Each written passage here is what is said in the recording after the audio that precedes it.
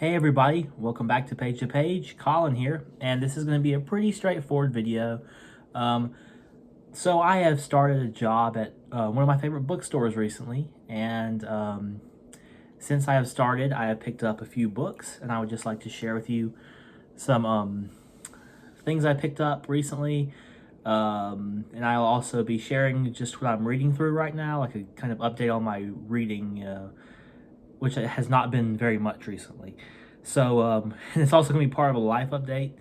So right now I'm very, very busy. I just found enough time to make this video, but my school year is wrapping up. I'm pretty close to completing my bachelor's degree. I'll do that in December. So final exams are happening, a lot of studying is happening, a lot of assignments are being due.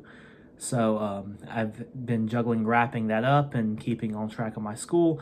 And I've also been adapting to starting working the new job. So it's the job and my schoolwork has been taking up a lot of my time recently.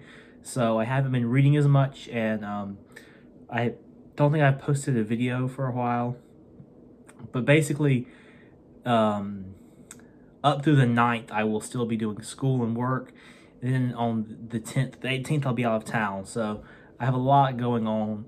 So this might be the last video I make for a bit until late May.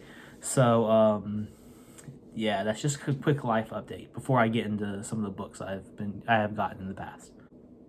So I'll start off with the only fiction book. I'll be showing 5 books today, and the first book is the only fiction work in the list, and that is one I've been wanting to read for a while. Song of Solomon by Toni Morrison. This is considered a classic by many. Toni Morrison's a very popular author.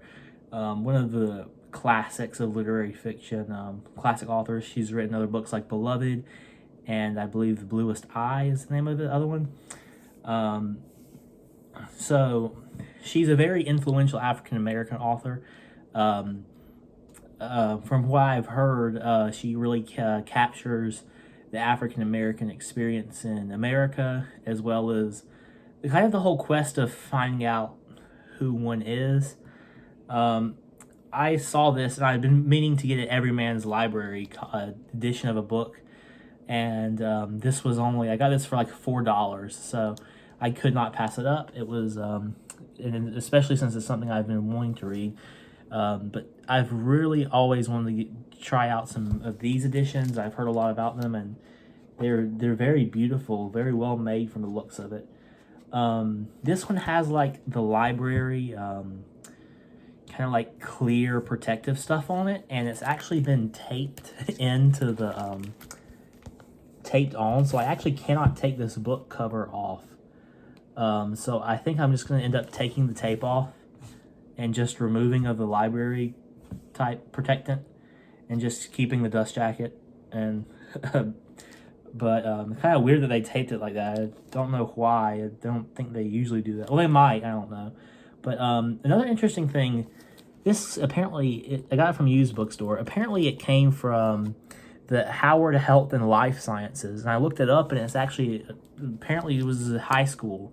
So I'm guessing this was a part of a high school's library. And I guess they closed the high school for whatever reason. And I'm guessing their library got done away with, and it ended up in used bookstores. So unfortunately, I don't believe that there's any other like Everyman editions in the store, but I could not pass this one up for the price point. So a little bit about the book. Song of Solomon begins with one of the most arresting scenes in our century's literature. A dreamlike tableau depicting a man poised on a roof, about to fly into the air, while cloth rose petals swirl above the snow-covered ground, and in the astonished crowd below, one woman sings as another enters premature labor. The child born of that labor, Macon Milkman Dead, will eventually come to discover, through his complicated progress to maturity, the meaning of the drama that marked his birth. Toni Morrison's third novel is at once a romance of self-discovery, a retelling of the Black experience in America that uncovers the inalienable poetry of that experience, and a family saga luminous in its depth, imaginative generosity, and universality, it is also a tribute to the ways in which, in the hands of a master, the ancient art of storytelling can be used to make the mysterious and invisible aspects of human life apparent, real, and firm to the touch. So that is the Song of Solomon by Toni Morrison. Up next, this is a military history type book that I got. This is From General to Carthage, or The General from Carthage, Hannibal, by Ernol Bradford. I've been learning about Hannibal recently. I've been watching a lot of his a lot of YouTube videos about Hannibal, and his some of his campaigns against Rome. And I do remember learning about him in high school, and I didn't really care too much about history back then. But I remember when we got to the section on Rome and the battles and conflicts Rome was in, and we got to the Second Punic War, and of course Hannibal popped up. And I was fascinated by Hannibal. Like learning about him was probably one of the highlights of high school history for me. And we watched this crazy over the top like History Channel like retelling of some of Hannibal's battles, and it was crazy, and the effects were ridiculous. You know, it was a History Channel special, but it was still like very fun to watch. And I've been watching some videos on Hannibal recently, some of his campaigns. I believe that there was one conflict he was in against Rome called the Battle of Trasimene, I believe. And basically, from what I understand, it was like an ambush. Hannibal kind of used tactics to kind of provoke his enemy into attacking, and also ambushing them a lot. And from my understanding, the Roman army was marching by Lake Trasimene, and Hannibal and his army was kind of waiting up on a hill, kind of, and they were covered by like foliage and trees and other types of plants. And when the army came down, Hannibal's army pounced on them basically and surrounded them, where on one side it was the lake, and on the other side it was Hannibal's army, and he basically pushed them into the lake, and the entire army basically was either slaughtered or drowned. So this guy was a military genius. Obviously he gets some flack for not, taking Rome by attacking Rome, even though he was at the gates of Rome, right outside the city. He gets some criticism for that. From my understanding, my very limited understanding of Hannibal and his conflicts he was involved in, he wasn't really getting support from Carthage. There were a lot of people in Carthage who didn't believe in war efforts, and Rome was also very defensively sound. So there were definitely reasons I believe that he didn't end up attacking. Here's a little bit from inside the cover. Hannibal, even more than Napoleon, towers over all the generals in the history of warfare. I don't know about that statement. For centuries after his death, Roman mothers would frighten their children into behaving by telling them, Hannibal is at the gates. His battlefield tactics are studied even today in military academies the world over. This is the biography of the greatest fighting man of all time. It describes his actions as soldier, general, statesman, and as a mortal human being. It explores the strategies of his greatest battles. At Cannae, his troops killed 45,000 Romans in an afternoon and nearly brought the Roman Empire to its knees. It reveals how this incredible charisma and genius enabled him to assemble and lead a polyglot, multiracial army and hold it together for 15 years in hostile lands. And it shows how, to this day, Hannibal's presence is felt in every land that claims the Mediterranean Sea as its border. So, obviously, what a fascinating figure of military history. People definitely know him from him marching his elephants through the mountains and surprising the Romans. He was an incredible general, and I mean, like the book said, and like anyone will tell you, he's still studied today and admired today. His impact on Rome, his psychological impact, was completely ridiculous. And this is a book club edition. I know some people some book collectors don't really like book club editions, so I personally don't care. I just collect books to read them. It's cool if I get a first edition, but if it's a book club edition, I don't care. I just want to read a good book. So I'll leave you with this cool little quote from the back. Hannibal, the boy from North Africa, who grows up to dominate European history for 16 years, seems to vanish like the mist rising off of Lake Trasimene on that fateful day, or like the south wind, the sun and the dust that blinded the Romans at Cannae. So it's a short read. It's about 213 pages, but I'm really looking forward to that one. So next, I have 3 books on presidents. I don't know if I mentioned it on the channel yet, but one thing that I've really wanted to do recently, especially as I'm working through Truman by David McCullough, I really want to have like a book for each president, from Washington up to, I don't know if there's any books written on Joe Biden. I'm sure that eventually there'll be like a book about his presidency, but ideally I'd like to have from 1 to 46. So I'm working on that collection. I've shown in past videos what I have so far, but here are 3 new additions to that. First of all, here's a biography on one of my personal favorite presidents. This is Eisenhower by Jeffrey Perret, or I believe it's Perret. I don't think it's Parrot or something like that. I did consider getting Stephen Ambrose's volume. Like, he wrote 2 volumes, but there's a 1-volume abridgment that combines both of his volumes and kind of weeds out the excess material that's not really needed. But I did find out that like there's some controversy over the book. Like, he's been accused of making up things in the book. So I didn't see this one. Seemed to be another good biography on Eisenhower, so I went with this one, and it's also more modern. And according to the author, he uses more modern sources and modern-ish, because I believe this one was written in sometime in the 90s, whereas the Ambrose was written in the 80s. So I'm guessing some things came to light between those times, and more primary sources are available. From what I know, he interviewed a ton of people that were close to Eisenhower.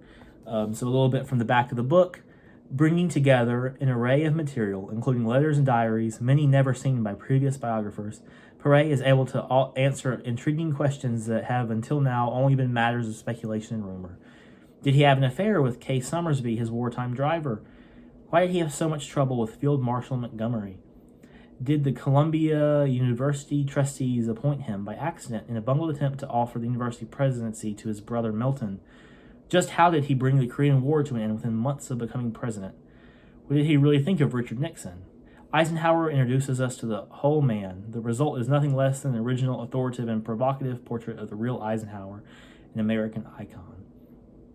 A lot of things that I've heard about this particular biography have really intrigued me about it. It seems to be a very interesting account. And if I don't like it, I might just end up getting the other book on Eisenhower by Ambrose. So yeah, I'm a really big fan of Eisenhower. I think that's a pretty cool picture right there. I do enjoy studying World War II and military history associated with that. And obviously, Eisenhower played a big role in that, leading the Allies through it. And I think he did some good things as president as well. He's one of the most interesting men in American history, I believe, in my personal opinion. As president, he sometimes gets criticized about his response to McCarthyism. And while he was anti-communist, he wasn't very fond of McCarthy, from what I understand. So I think he did good in not going along with McCarthyism. He also did a lot for the modern highway system, which I'm sure a lot of people use every day. I know I use highways just about, multiple times a week. So they're very, he did a lot of things that really benefited the country, I do believe. Okay, so next is a biography on another president who's a favorite of mine, for some of his ideas and things he did for the government. This is John Meacham's Thomas Jefferson, The Art of Power. So I've been told this is a good one, a very good account of Jefferson his entire life, and especially with regards to not only his presidency but his influence in the founding of the country. Um, so I really like Thomas Jefferson because I agree with a lot of his ideas because he was kind of favoring the weaker central government, and that's just something I personally agree with him on. I liked his ideas for government. Um, I've heard that like John Adams by McCullough and like Hamilton by Chernow are kind of make him seem like the bad guy, um, but this book tackles it from his perspective, which I definitely would love to see, as he is one of my favorite figures in American history. Uh, Here's a little bit from the back. In this magnificent biography, Pulitzer Prize-winning author John Meacham brings vividly to life an extraordinary man in his remarkable times, giving us Thomas Jefferson, the man, the politician, and the president. A founder whose understanding of power and of human nature enabled him to move men and martial ideas, to learn from his mistakes, and to prevail. Jefferson was passionate about many things: women, his family, science, architecture, gardening, Monticello, Paris, and more. He strove, despite fierce opposition, to realize his vision: the creation, survival, and success of popular government in America.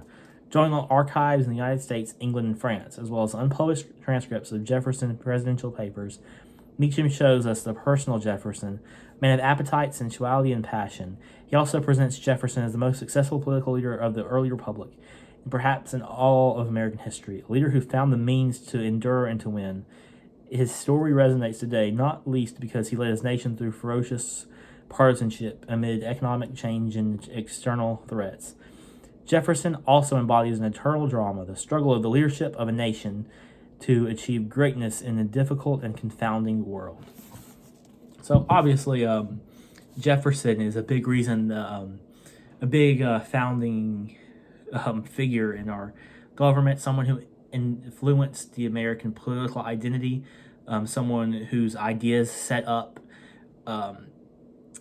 the stage for America becoming a world power.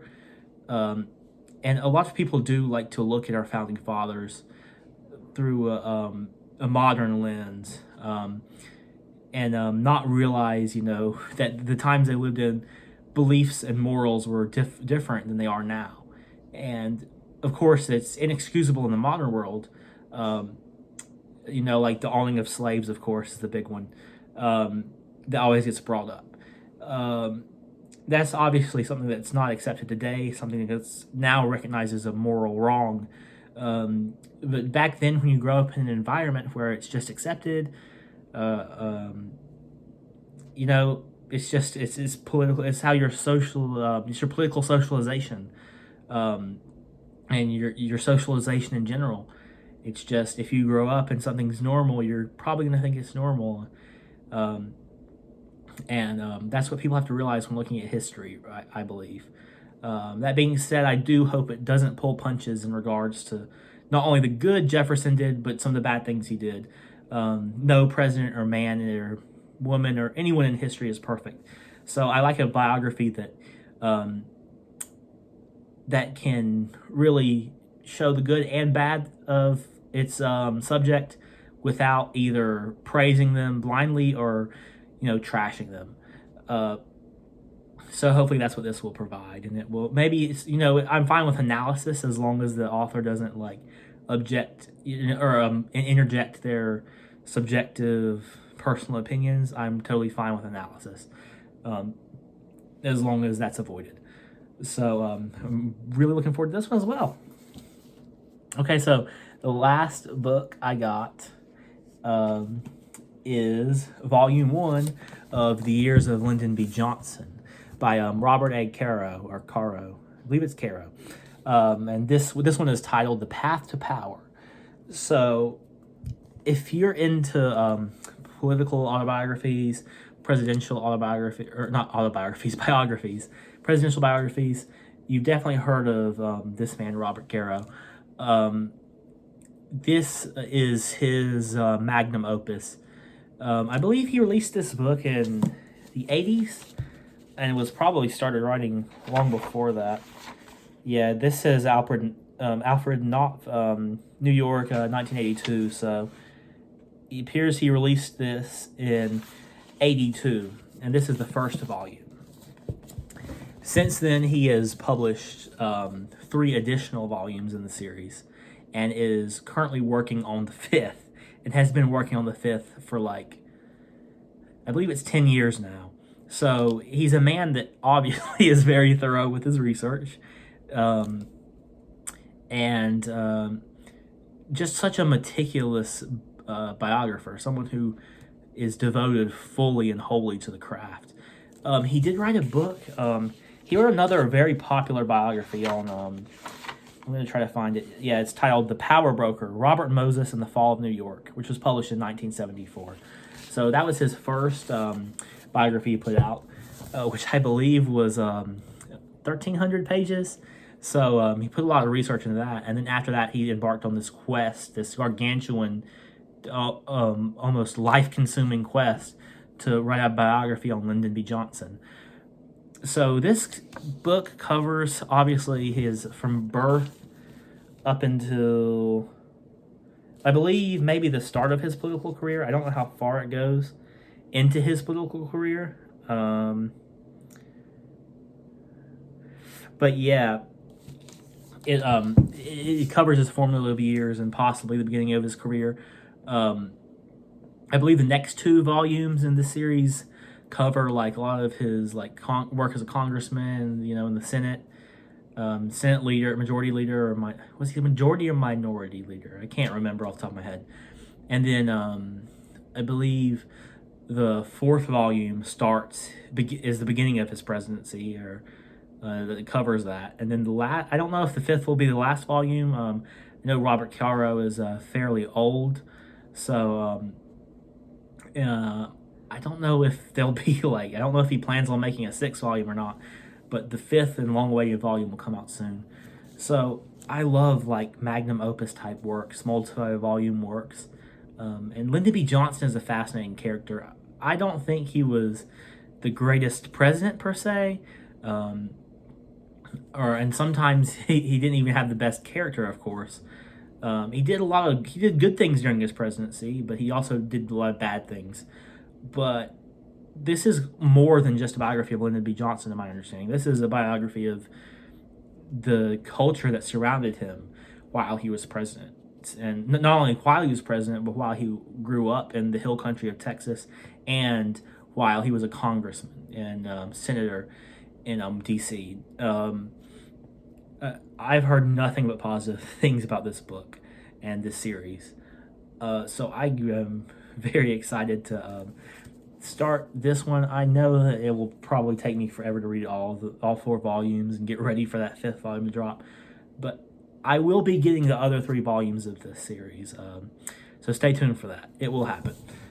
I have it lined up. And the cover is a little beat up. I got this for a little over $3. So you can't complain about a beat up dust jacket, but I mean, take off the dust jacket. It is in pristine condition.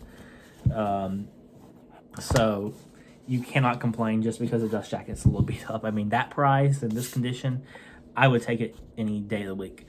And yeah, Lyndon B. Johnson's such a fascinating character, even though if you don't agree with his politics, if you don't agree with his decisions, he was such a fascinating character study, the Johnson method, where he would get into his fellow politicians' faces and try to intimidate them into agreeing, shaking their hand really firmly, getting in their personal space, speaking loudly, reminding them of past favors that they owe him. He's just crazy. He was a crazy dude, and I think that he's one of my. I have a list of my favorite presidents, and then a list of my presidents who I think were the best. And Johnson does not is not at the top of my presidents who were best list, but he was probably near the top of my favorite presidents list, because his character is so fascinating. He was such a crazy dude. And sometimes funny, sometimes brash, and I just find studying him to be fascinating. So this series will definitely be rewarding to read, I imagine. So if you stuck around this long, thank you very much for watching. I'm now going to just talk about a few reads, what I'm reading right now. I have not had time to read, really. It's almost ground to standstill, but I will talk about what I've been going through, what I've kind of been reading whenever I get the chance. I am halfway through Absalom, maybe a little over half. I'm 176 pages in. I'm at chapter 7 right now, or I've read the first 6 chapters. It's about 300 pages, so a little over halfway through Absalom, and I'm absolutely adoring it. Faulkner's got to be one of my favorite novelists. He's just he captures the South like no other writer really does. And apologies to Mark Twain and Flannery O'Connor and the other great Southern authors, but to me, Faulkner really captures the South, the American South, especially in the years after the Civil War. His writing is so beautiful. I mean, the prose is just incredible. He can write a sentence like no other can. And in fact, I believe there is a sentence in this book that is like 11 pages long or something like that. At one time, it was considered like the longest sentence in the English language. It's probably been broken since. But there's like ridiculously long, just continuative stream of consciousness type stuff going on. It's got such a crazy plot, and I'm enjoying it right now, and it's definitely one that I look forward to getting some time to really get through this one. And of course, as always, it seems I'm still slogging through Truman by David McCullough. Now, don't get me wrong, I'm loving this book, but it is a slog. Like, it's a lot. I mean, to get through. 1,000 pages, and long pages too, like a lot of words on the pages. So I'm soldiering through this one. I believe I'm 400 pages in to this one. Yeah, I've just finished chapter 9. So 400 pages in. It's not even halfway yet. It's definitely a slog, but learning about Truman and his character and what led to his presidency, his stint in Congress, his right now I'm right about in the time where he's deciding whether to drop the bomb on Japan or not. So it's really getting exciting, especially hearing about his presidency. I like when how McCullough even includes like little minor details like what he would eat for breakfast. Some of the things he decorated his office in the White House with. I don't know why, but that's just fascinating to me. Maybe it's because often we think of presidents as these like people that are in the class of their own, like these like people that are the most possibly the most important people in America at the time. There's almost an aura about them. But just hearing things about what like they would eat for breakfast, or what they decorated their room in, or what they would read when they got bored, or it really shows a more human, side to them. I don't know why that's so fascinating, but to a lot of people, including myself, studying the office of the President of the United States, the men who have filled it, is just fascinating in ways you don't expect it to be. So I have been considering taking a break from Truman for a bit, just to focus on a few other books I have. I don't know if I will or not. And I am also reading The Civil War in North Carolina.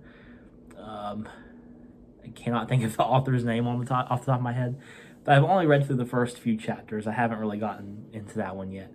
I believe I've only really covered so far the reasons North Carolina joined the Confederacy, and a few of the conflicts that happened on the coast regarding some of the forts the Confederacy had set up on the coast, and the Union trying to and actually succeeding to occupy those. So that's where I've gotten to so far. I'm pretty sure I'm close to the chapters that will start detailing the Burnside expedition. So that's another read I think once I get into it, I'm really going to enjoy. So that's just a life update, some books I've got, and the books I'm currently reading. If you stuck around this long, thank you very much for watching. Please do leave a comment if you have opinions on any of the books that I have showed or talked about today. And if you have any recommendations, I'd love to hear those as well. So as always, thank you for watching Page to Page, and I will see you later.